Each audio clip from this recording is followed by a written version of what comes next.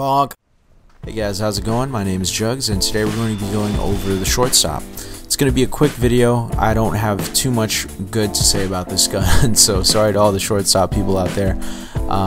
But ultimate praise to you guys though for being able to use this gun and doing well in it in a lobby, because when I mentioned that the soda popper from before, the old soda popper, how that was like getting in a time capsule and training yourself like Dragon Ball Z status and then coming out and knowing how to play the game really well. This is like that except times 10, because this gun is really bad. And the gameplay that you're going to be seeing in the background right now specifically is, I'd say, average how the gameplay is going to look for you most of the time, considering you're doing what you're supposed to be doing with this gun, and you're not getting annihilated, which most of the time you probably will, to be honest. So let's go over some of the stats, and then I'll talk about how to use the gun and then my thoughts on it. So it's an alternative for the scatter gun to the scout. I don't know if I've said that already, but you get 20% bonus healing while deployed. That's a new thing. That didn't used to be the case, but the negative side is you get extra push force taken from damage and air blasts,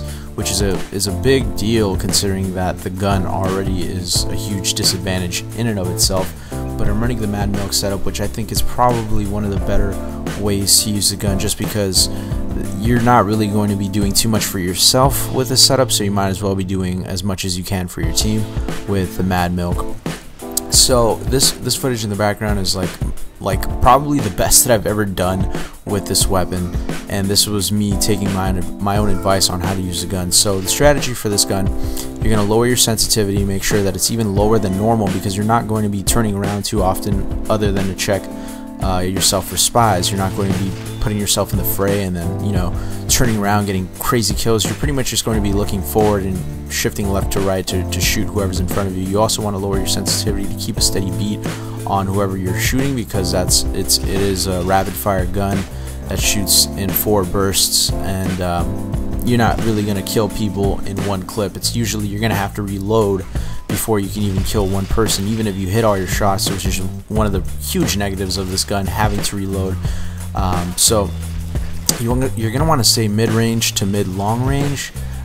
This gun doesn't do much damage at close range anyways, and it doesn't do much damage at mid-range either. So but just to keep yourself safe, you're going to want to stay mid to long. You're going to play extra safe, extra safe, and play minimal risks. You're also going to limit your expectations, and you're going to settle for assists with this gun, because that's usually what you're going to get.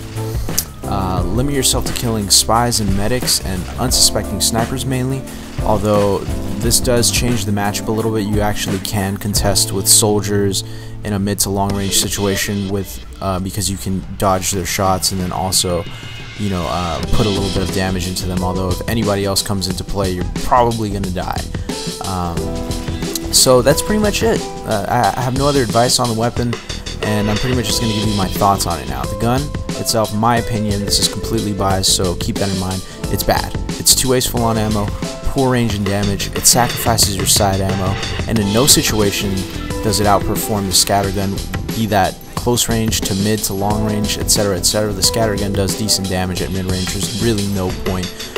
Reloading is a pain in the ass. Sometimes you can think you're completely reloaded, but the animation, you have to wait till it finishes all the way through before you can access any ammo. So if you shoot and you have 1 shot left and you're trying to reload with the auto reload and then you shoot, you're gonna have to do the animation all over again. So that's terrible. It has poor registration in my experience. Maybe hit registration, maybe it's just me, but it seems like I can't seem to land any shots, even though I'm putting my reticle right on the person. So it might just be an issue of you know, of spread or poor connection, whatever. But I don't seem to have any other.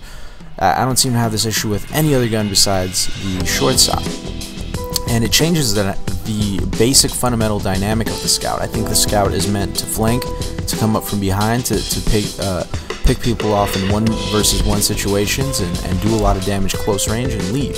But with this gun, you kind of have to stick with the group.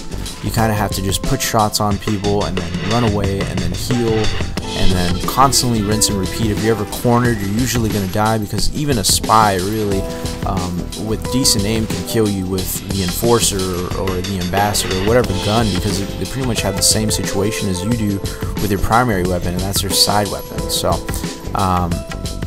shotguns are regular shotguns like from engineers and heavies are going to contest with your shortstop as well. And yeah, it's not even a good troll weapon.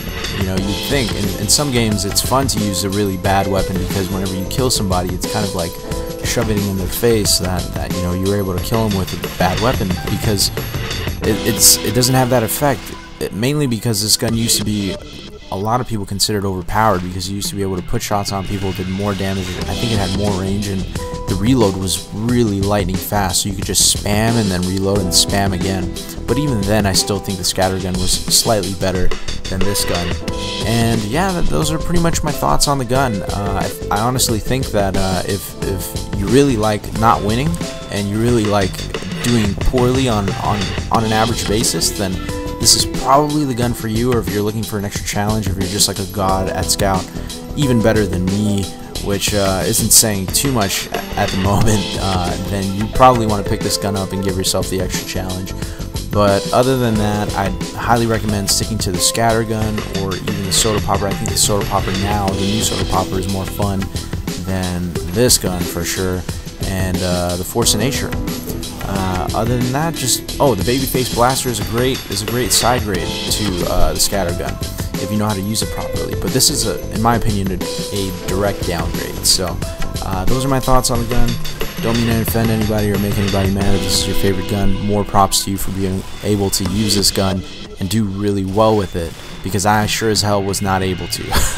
So thanks for watching, guys. If you enjoyed the video, make sure to comment, let me know what you thought about it, and like the video, and that really helps me out. So thanks for watching.